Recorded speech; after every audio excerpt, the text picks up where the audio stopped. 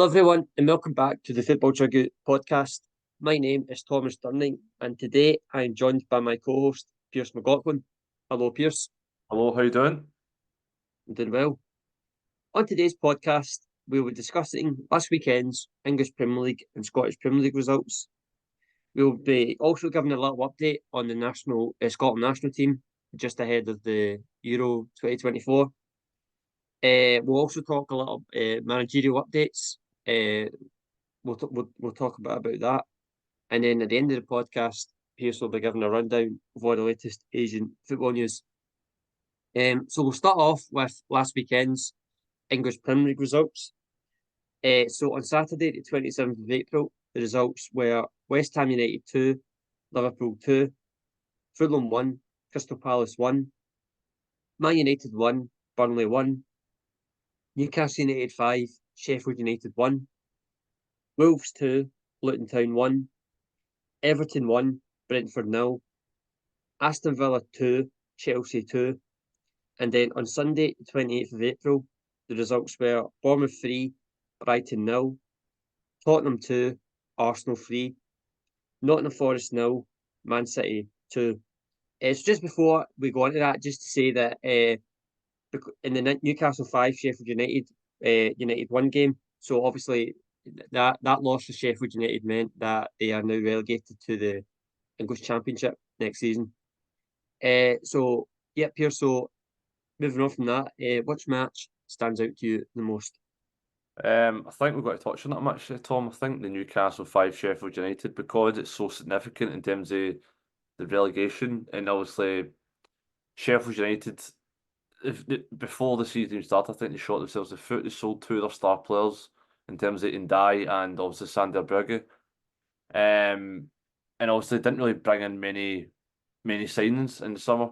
So virtually the same championship squad they had, minus their two star midfielders from the previous campaign.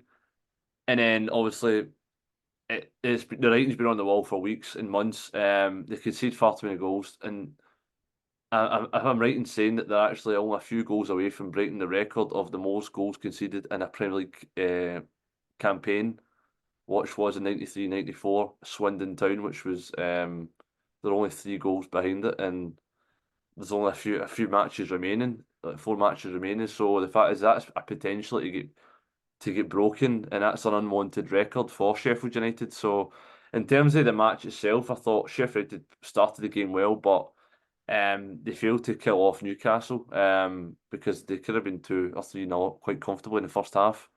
Then Newcastle rallied at the break, and then Alexander Isak just showed his true quality and turns the game on its head, and Newcastle win comfortably then 5-1. In terms of the other result, I think probably the West Ham and Liverpool game, which finished 2-2. I don't think many people are talking about the result itself, because obviously what happened on the touchline between Mo Salah and Jurgen Klopp, and it's just kind of a culmination of this Liverpool season just kind of crashing down. I said to you on the podcast probably about 4 or 5 weeks ago that I had Liverpool as probably Premier League favourites for the title. Well, that's well and truly bust. Because Salah himself hasn't been his former self, and Jurgen Klopp, you can see his side is kind of running on empty at the moment. They've got so many injuries this season, and players just not performing to the level, and they create chances, but they just don't seem to take them, and that's not what Premier League champions are made of. And that's why Arsenal and Man City are above them in the table, and probably going to be a 2-horse race now for the title. But it's a sad sight to see Salah and Jurgen Klopp fall out, because as we know, it's the last remaining games of Jurgen Klopp's tenure at Liverpool. And obviously the last game we're going to touch on is probably going to be the North London derby. Obviously, I don't think you'd expect Arsenal to be 3-0 up at half time. Scoring 2 set-piece goals as well. So that's a very un-Arsenal-like goals. But this season, it's not been. And that's kind of been a weakness this season of Ange Postecoglou's Spurs side. That Vicario's been a bit too weak when it terms of kind of coming for crosses. And I think it was the third goal where it was just like Kai Havertz heads it in from 2 yards. And it just can't happen. because the goalkeeper should be coming claiming that inside the 6-yard box. And I thought Arsenal defended well. Spurs had a lot of possession, and there was also a very couple of controversial VAR decisions. Most noticeably the one that Michael Oliver, you can quite silly was standing staring at Declan Rice's volley. Ben Davies in the nether regions, which he was just waved play on. But Spurs managed to get 2 goals back. The potential could have got a third in added time, but it wasn't meant to be. But I think Arsenal overall deserved to win the match. I think they're just the most kind of resolute performance. They did a similar job at Man City, where they just kind of defended manfully, and when they break forward, they take their chances. And that's the sign of a potential Premier League champion. So they're the 3 matches that stand out for me. Yep. So my match that stands out to me is the Tottenham 2 Arsenal 3 match, which was the North London derby. A very, very big result for Arsenal because they're obviously now in the last remaining games in this title race, and everybody thought that this Tottenham away match was going to be the match that they could slip up. So this was probably the most kind of hyped up North London derby there had been in years, because obviously Tottenham don't want their fiercest rivals to win the league, and Arsenal could they show that they could go to their closest rivals and get a result, and they did that. 3-0 up at half time was something I didn't expect at all. It was quite weird as well, because I don't even think Arsenal played that well throughout the match, to be honest. I don't think the first half they played that well, but yet they were 3-0 up. It was pretty strange. The goals that Tottenham conceded, but you kind of touched on it a little bit, were really poor. 2 from corners, and they've got a big problem at corners this season, Tottenham. So obviously Tottenham got back into the game in the second half when David Raya made that mistake. That kind of gave Tottenham life, and then they got that penalty, which I couldn't believe wasn't given at first, because it was a stonewall penalty and they had to go to VAR, but luckily VAR was used right at this time. But Arsenal managed to hold on, and they're a totally different Arsenal side this season from last season. Last season at this time, they kind of bottled it. They kind of the kind of season ran away from them, and they ended up disappointingly missing out on the title. But this season, it's totally different. They've got this mentality that they can go all the way. And let's be honest, if it wasn't for how good Man City were, at the moment Arsenal deserve to win the title. I think they've been the best team this season, although Man City are in control of the title race at the moment. I think Arsenal have been the best team this season. They've been really, really good.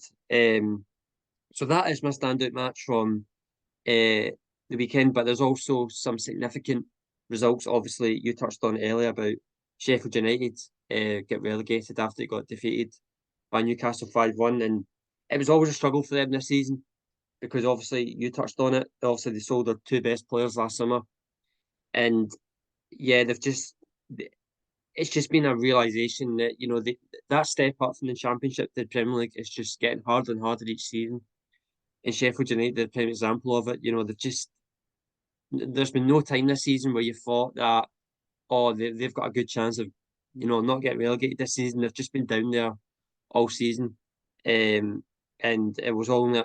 I think it's been on the cards for quite a while now that they were going to get relegated. So there was no real surprise there. I just wanted to touch on as well, Bournemouth, they won 3-0 against Brighton at the weekend. That's them now on 48 points, which is their highest points tally ever in the Premier League. So I thought that was worth pointing out, because this is Iraola's debut season in the Premier League, and considering the start they had, I don't think they won a match in 9 games at the start of the season. And he was under a bit of pressure, Iraola, but he's turned it around, and what a season they've had. They've been really, really good this season. Some significant results, including they went to Old Trafford and won as well. I thought that was worth pointing out. A really, really good job from Iraola. I'd like to second that thought, mate, because I seen a stat yesterday about AFC Bournemouth, and apparently in 2024 they're the 5th. They'd be 5th in the table if the Premier League table started in 2024. That's the form that they've been on, and like you mentioned, Iraola has done a tremendous job in his first full season. And I'd like to also mention as well, Arsenal still got to play Bournemouth, and I think that's a really difficult tie. That's their next match. Arsenal fans are overlooking. That's what I'm saying. Yeah. That could probably be. That's probably that'll probably be tougher than the Tottenham match. I think. I just think because of the form, but because they're actually on good form at the moment, Bournemouth. They've not. I don't think they've lost in quite a bit.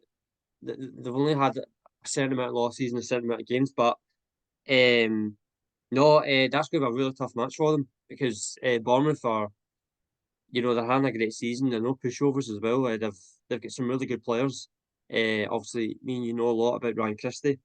But players like Kluivert and Solanke, they both have really good seasons. So that's going to be a really tough game.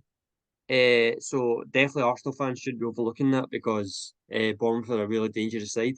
And just touching on Iraola, I think he's definitely a shout for Premier League Manager of the season. Considering the fact this is his first season in the Premier League, the job he's done, given managing to get Bournemouth their highest points tally ever, is credit to him. And because the recruitment's been really good as well. That's another thing about Bournemouth. They've really good recruitment this summer. Kluivert, Kerkez from the left back. And to name another few, there's quite a lot of other types of players. But no, so I thought it was worth touching on Bournemouth because I think they've had a really good season. So yeah, so my standout match was a North London derby last week. So we'll move on now to the Scottish Premier League results from last week.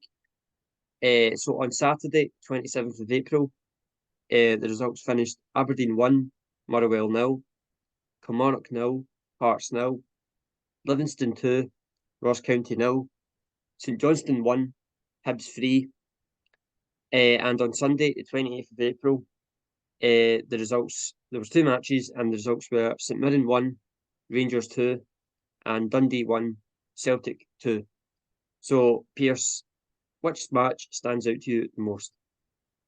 I'm going to start. I think there's three matches that stand out to me, but I'm going to start with the Dundee 1, Celtic 2.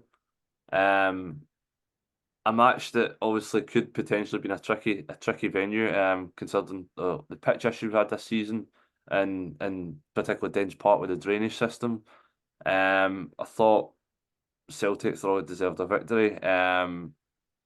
Didn't play the best, but an unlikely hero, and obviously James Forrest, who's come back into the fold after being out of the matchday squads in January, February onwards. And in his last four matches, he's got four goals. And two of the strikes were absolutely sensational. And he was a match winner in the end for Celtic. And then also Rangers had a similar tie. Well, they're away to a tricky venue in St Mirren, who are now established as a top six side this season. And Rangers wasn't vintage, but they get the job done. They got over the line, and in particular, there was a tremendous save from Jack Butland, which again kind of cements his nominee position in terms of player of the season in the SPL this season. Cause I think he's been tremendous, and he's keeping Rangers in with a chance of winning the league because it's only 3 points in it at the time of recording. And then also the final one, I think probably the short result of the weekend would have been Livingston 2, Ross County 0. Because Ross County did pick up results recently, most notably beating Rangers a few weeks ago, and getting closer to St Johnstone at that table. But with Livingston getting a short result against a team that's just directly above them in the league, that kind of puts their relegation on hold at the moment, and also drags Ross County further back into it. Yeah, and it's just obviously an unexpected result, but David Martindale's side is fully deserved the victory, and it's making it interesting at the bottom of the table and at the top half of the table. So they three are my standard results.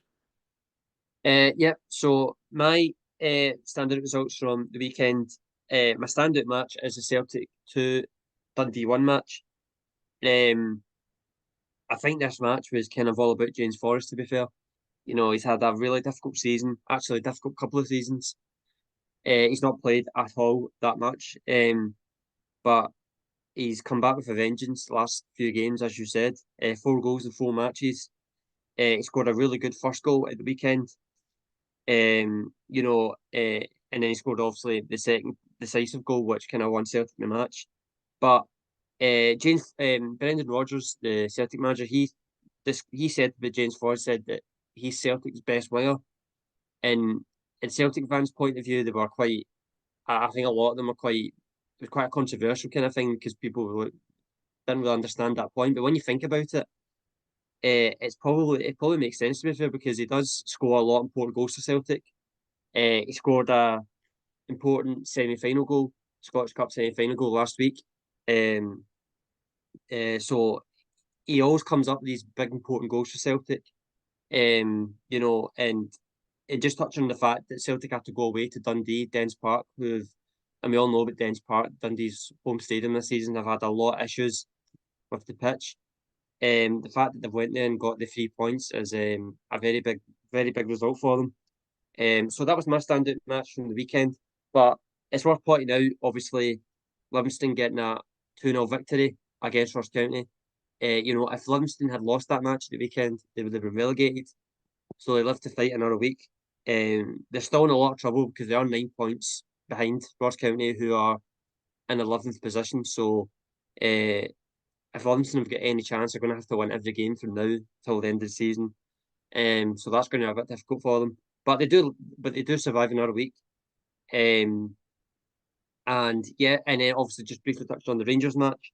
It wasn't their most vintage performance of the season. As you said, Jack Butland made a lot of crucial saves in the match.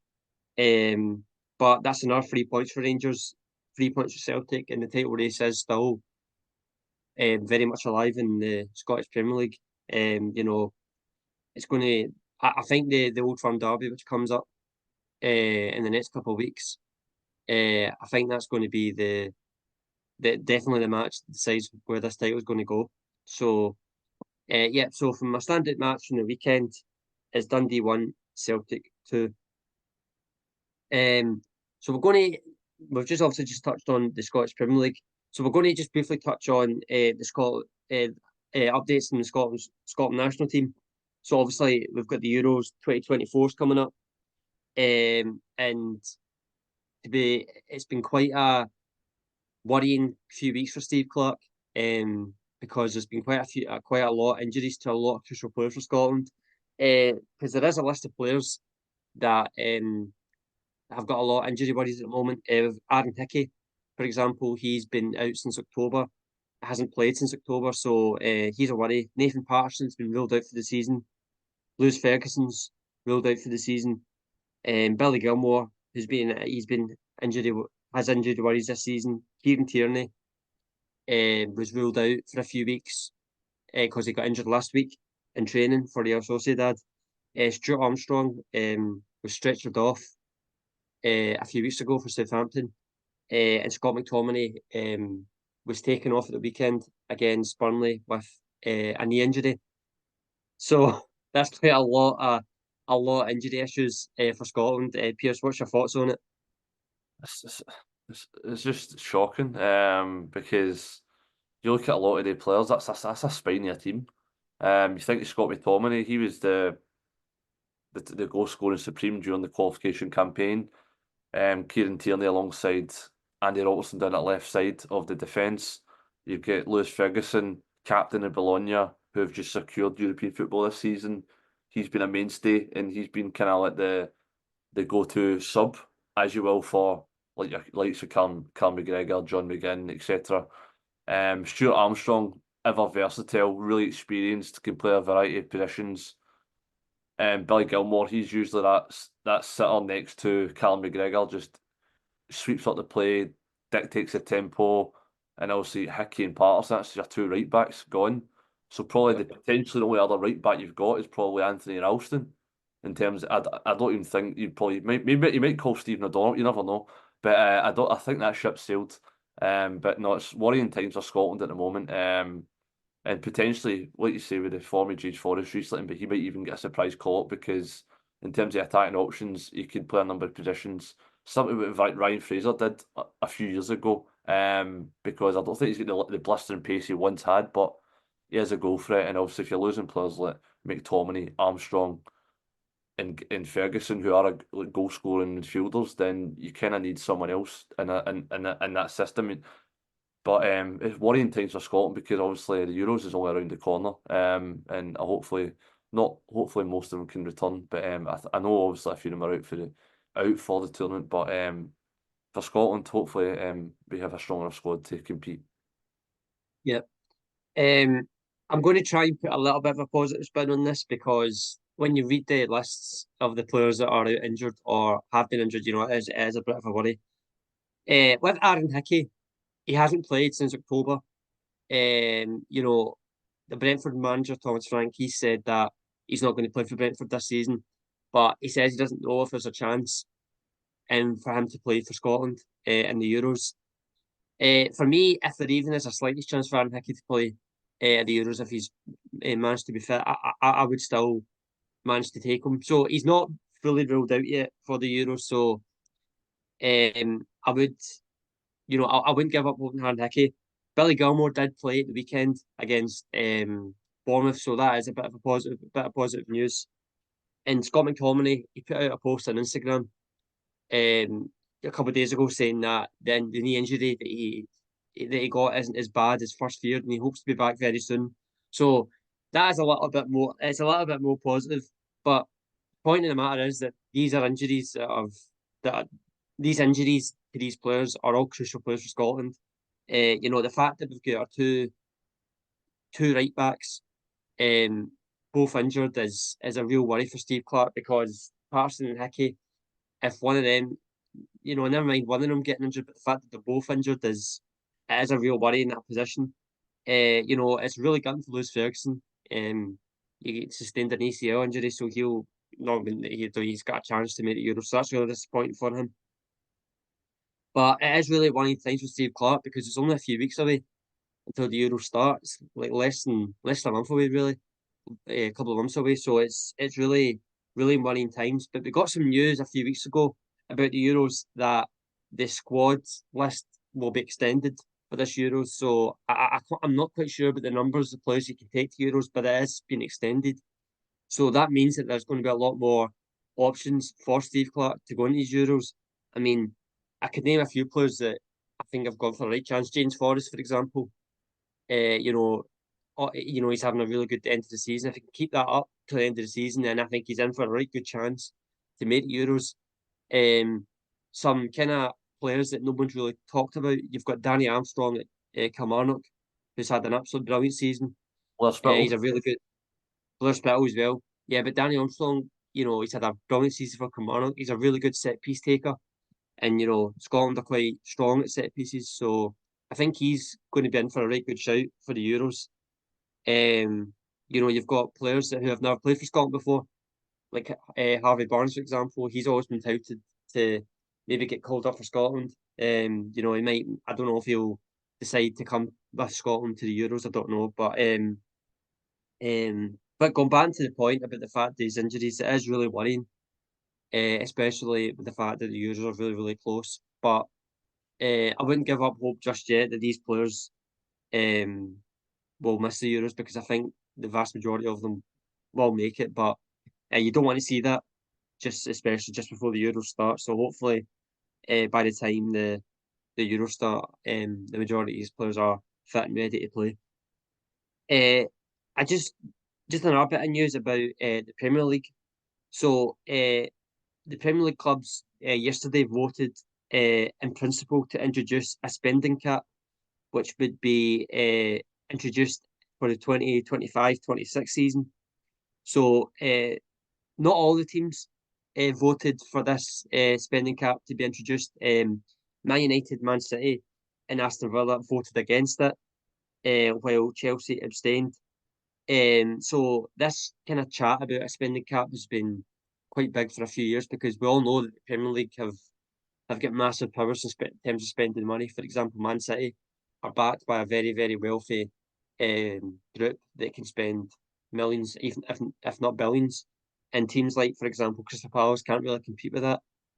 So there is spending cap's been quite a topic that's been discussed for quite a while. But what's your thoughts on it, Pearse? The fact that this could now be introduced?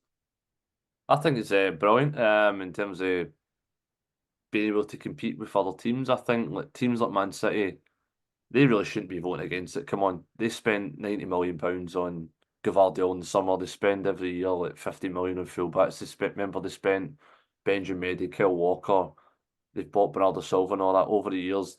They spent massive money on Ederson, like Kevin De Bruyne, 65. The list goes on. Like, they spend massive amounts on a couple of players every summer, and they've been allowed to spend that. And obviously, they've still got these charges looming over them as well in terms of the financial fair play. So I think that shouldn't really be happening. Obviously, Manchester United again, they've kind of spent poorly. I'm pretty sure they spent near on £1 billion in about 10 years, or probably even less than that. The amount of money they spend in terms of wages and transfer fees. And obviously Aston Villa, they've also got wealthy owners. But yeah, again, they've kind of spent wisely. So maybe they want to keep improving the squad, obviously Europe as well. But in terms of the spending, I think it's better in terms of teams like Crystal Palace and other teams like that in terms of trying to compete and bridge that gap. Because I think if you don't allow the spending cap, I think Man City will just kind of pull away and just keep getting stronger and stronger and just win title after title every year because of the potential going to win their sixth title in 7 years. So I think it's only a positive for the Premier League. Yeah, yeah, I'm in favour for it, and just basically it's because of competitiveness. Because I think the Premier League, although it attracts so many people around the world, I think the competitiveness of the Premier League um is kind of fading year after year. You know, you've got, for example, the Premier League. We talked briefly about Sheffield United, who have came up from the Championship last season, and they're now straight back down. And you've got Luton and Burnley, who are also in the relegation zone. Have got a really good chance of going down. And this is all basically because the gap in terms of the resources between these Championship clubs that come up to the Premier League is really kind of these teams like Man U, Man City have got massive advantages over them because they can spend lots and lots of money to improve their squad. Where, for example, Luton and Burnley and Sheffield United don't have that finance to do that. So I am in favour of it, because I think it will bring a more kind of competitive league. You know, Man City are on the verge of winning a fourth title in a row. And that is mainly because of the money that they're able to spend on their squad. You just gave a list of the amount of signings that they've made, for big money. And to be fair to them, the fact that, I mean, Man City will make the argument that they have these resources to do it, so why not we use them? I totally get that, but I think it's not. I think it's beginning to become a bit unfair, to the other teams.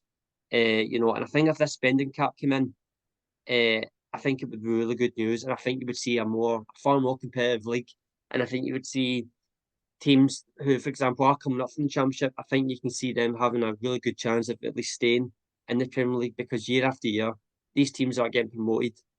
They find it really difficult because they can't compete with the spending powers of the big clubs like Man United and Man City. So yeah, I'm definitely in favour of it if it does go through. And it'll be interesting to see what happens in the future. Uh, I just want to briefly touch on now, moving on to just a little bit of a managerial update. So we also know about Jurgen Klopp leaving Liverpool, but it's not been confirmed yet, but it's basically we now know that Liverpool have basically found their man, and it'll be Feyenoord manager Arne Slot who will be the next Liverpool manager. He did say last week that he wanted to become Liverpool manager, and he hoped that Feyenoord and Liverpool would come to an agreement. Well, according to Fabrizio Romano, that has been basically all sealed and done, and Arne Slot will become the new Liverpool manager next season. So I just want to get your thoughts on that, Pearse. Yeah, so I think the compensation package will roughly be about €10 million, which is quite a lot for obviously a manager. And his final side of this season have been tremendous, and obviously they won the league last year as well. So I think there's a potentially second title in a row. They've been playing Champions League football as well. I've watched them only a handful of times. I think they're quite exciting to watch. Score lots of goals. and they play a similar system to Jurgen Klopp. They play 4-3, a different variation of it, but it's interesting to see if he'll be able to handle that step up in terms of the evidence to Premier League. Because you look at the most recent, and that's Erik ten Hag from Ajax to Manchester United, and you see the struggle that he's had at Man United because you've got big players, big egos, and obviously the problems and the scrutiny that comes with the English Premier League. Because obviously it's all right managing the Dutch league where teams will just attack, and there'll be open play, whereas the Premier League is so competitive. Every team can beat any team, and every club's got massive budgets and big players, big egos, and that's the thing he's going to have to manage. And like you say, following on from Jurgen Klopp is like an impossible task. It's not the same level as Sir Alex Ferguson, but it's when you're following a legendary manager, you're going to be scrutinised even more so. I think it's an exciting manager. He was obviously touted, remember, for Spurs last season, but Ange Postecoglou took the job, and obviously he hasn't looked back since. But no, I'm interested to see Arne Slot and how he'll fare at Liverpool, because he's going to inherit a really good squad, and exciting times ahead. Yeah. Yep. It's obviously, I mean, for Arne Slot, you know, the big question for him is how he's going to handle the change from Feyenoord to Liverpool, because Feyenoord are a massive club. You know, they've got a great history, but Liverpool is a totally different animal to Feyenoord. And he's coming into a league that's, you know, that is much better than the Dutch league. So it's going to be interesting to see how he kind of handles that change. But he is quite similar to Jurgen Klopp in terms of his managerial style. You know, he plays a 4-3-3.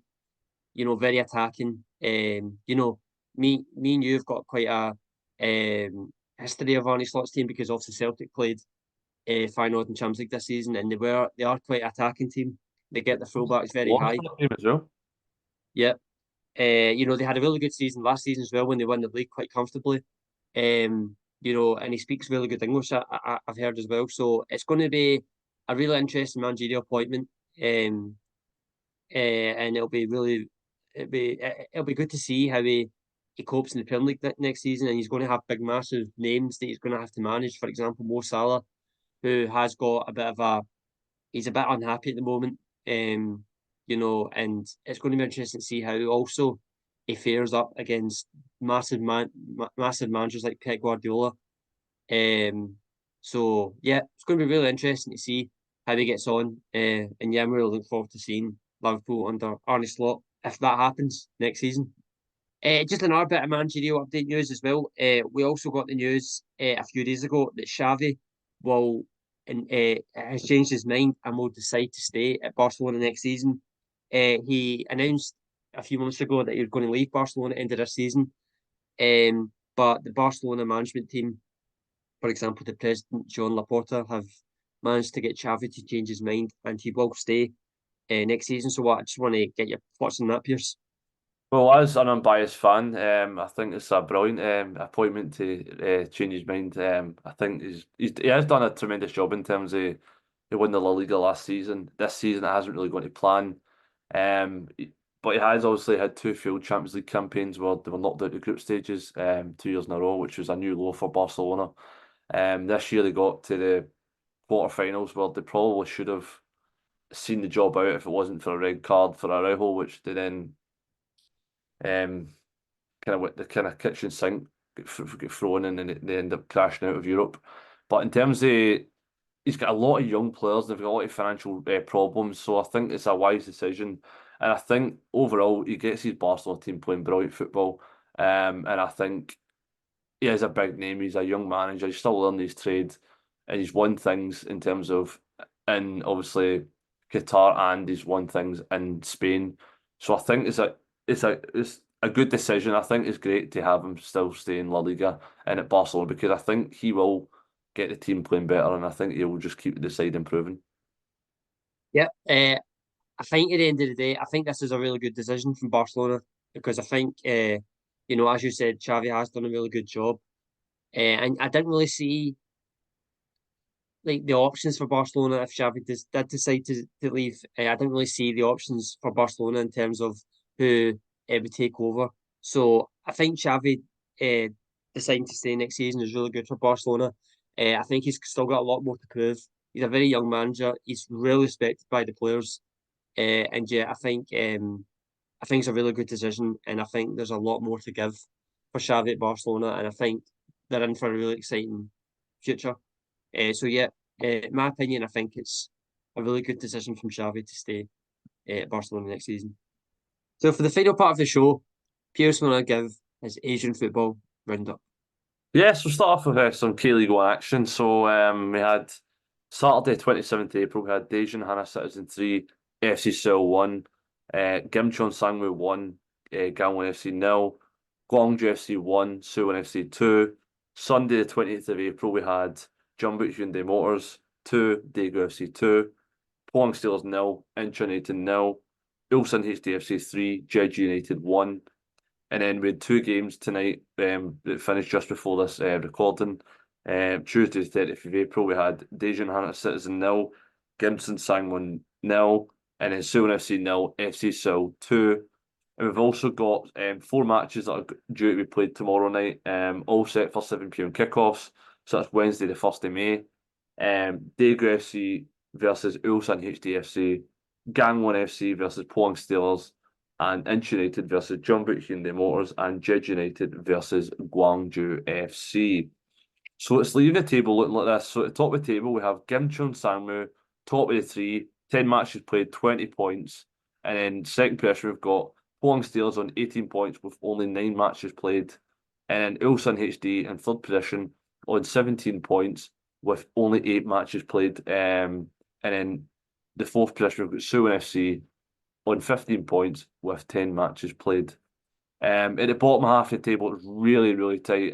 We've got 4 teams on 10 points, and that's Jeonbuk Hyundai Motors on 7th, Incheon United at 8th, Daejeon Hana Citizens in 9th, and Jeju United in 10th, with Daejeon Hana Citizen on 9th position played a game more, and they're only separated all by 2 goals. And at the 11th position, we have Daegu FC, 9 matches played, 8 points, and then at the foot of the table, we have Gwangju FC with only 8 matches played, and they have 6 points. So as you see, it's very tight to both top half and bottom half of the table. So very exciting times in the K-League. So moving on to J-League 1. So Saturday, the 27th of April, we had Hoikuro Consol Sapporo 3, Shonan Bellmare 3, Alberts Niigata 1, FC Tokyo 3, Jubilo Iwata 2, FC Machida Zelvia 0, Vissel Kobe 0, Kyoto Sanga FC 1, Cerezo Osaka 2, Yokohama F Marinos 2. Sunday, the 20th of April, we had Tokyo Verde 0, Avispa Fukuoka 0, Sanfrecce Hiroshima 2, Kawasaki Frontale 2, Gambo Osaka 1, Kashi Antlers 2, Kashiwa Reysol 1, Sagan Tusu 1, Urari Diamonds 2, and Nagoya Grampus 1. So let's leave the table looking like this. So all teams have played 10 matches. So top of the table, we have Cerezo Osaka on 19 points. Only 3 goals above FC Machida Zelvia, who are joint top, also on 19 points. And in third position, we have Sanfrecce Hiroshima and 18 points with a +9 goal difference, which is superior to both Cerezo Osaka and Machida Zelvia. And then in fourth position, we have last season champions Vissel Kobe on 17 points. So very tight the top half of the table. And we'll move to the bottom half of the table, which is just as tight. We have Hoikuro Consol Sapporo, rock bottom in 20th position on 7 points. Shonan Bellmare on 19th position with 7 points. Also 5 goals better off with a -6 goal difference. And in 18th position, we have Sagan Tusu on 8 points. And in 17th and 16th position, respectively, we have Kyoto Sanga FC and Kawasaki Frontale, both on 9 points, separated by just the 4 goals. So in terms of other Asian football news, Jeonbuk Hyundai Motors' chances of participating in the FIFA Club World Cup disappeared as Ulsan HD was eliminated from the AFC Champions League. This means that only one team from South Korea will participate in the 2025 FIFA Club World Cup. So Harry Kewell met Hernan Crespo in the 2004-2005 Istanbul UEFA Champions League final with Liverpool, where they triumphed in penalties after a 3-3 draw over AC Milan. Now they'll meet each other once again in the ACL final as coaches when Yokohama F Mariners of Japan play Al Ain of United Arab Emirates on Saturday, 11th of May, with a kickoff time still to be confirmed. So the 2024 AFC Annual Awards will be held in South Korea in October this year. So for the first time since 1984, Korea won't be playing football at the Olympics, with Korea failing to qualify and reach their 10th consecutive Olympics. Japan now hold the record for the longest streak of Olympic appearances, with their 8th straight qualification for the 2024 Paris Olympics. So former Jeonbuk Hyundai Motor managers Kim Sang-Sik will be appointed as the next manager of the Vietnamese national team. Tottenham Hotspur have announced that they will be returning to Japan for the first time in 33 years this summer. Spurs will be playing in reigning J-League 1 champions Vissel Kobe at the Japan National Stadium on the 27th of July. The KFA has selected Jesse Marsch as its top candidate for the South Korean national team manager, and it's currently negotiating with him. So Tom, what is give you? I ask you a brief bit about Jesse Marsch. You know him very well from his time in the Bundesliga and the Premier League. Do you think it'd be a brilliant appointment for the South Korean national team? Oh yeah, I think he would because, well, first of all, he is quite, quite well travelled in terms of, he's gone from America. He made that because it's always hard to make that step from one continent to another. So from America into Europe, he did, he was quite well thought of at Leipzig. When he was assistant manager under Rolf Rangnick, he went over to Salzburg, did a good job there. Went back to Leipzig as a manager this time. It didn't really quite work out, and then he went to Leeds, and I thought he did actually a pretty okay job. So I think him going to South Korea, I think it'd be a good appointment for him because I think he's quite well spoken as well.